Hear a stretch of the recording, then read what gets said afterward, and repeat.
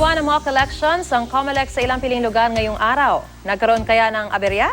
Alamin natin sa ulat on the spot ni Mark Zambrano. Mark! Maris, 100 botante nga ang nakibahagi sa mock elections ngayong araw dito sa Taguig City.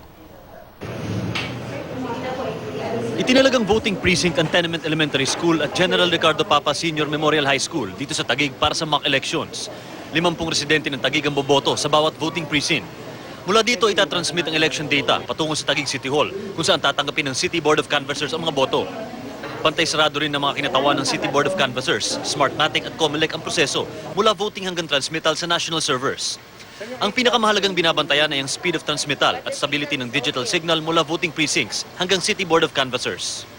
Ang kabuuang proseso na susundan ay ang aktwal na prosesong gagamitin sa eleksyon sa Mayo.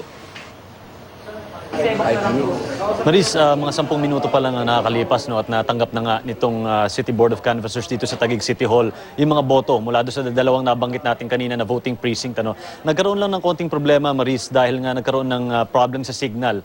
Dahil kanina ginagamit nila yung IP radio na tinatawag na magko-connect o magkakaroon ng communication mula doon sa voting precincts papunta dito sa City Board of Canvassers. Kaya napilitan silang lumipat sa bigan o yung satellite na communication.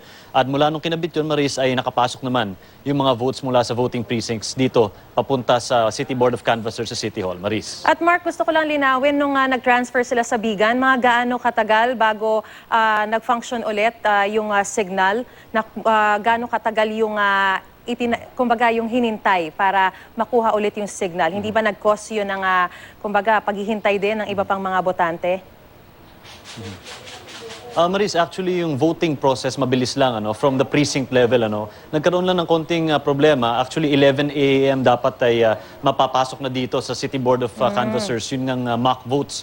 Pero dahil nga doon sa communication problem, naantala ng halos 1 hour and 15 minutes yung pagpasok ng data mula sa precincts.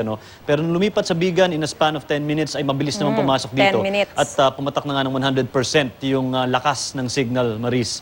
Kaya hindi na nagkaroon ng problema after kinabit yung bigan, which is also an option, sakaling bumagsak nga yung mga signals nung basic IP or internet services na gagamitin on main election day, Maris. Alright, maraming salamat, Mark Zambrano.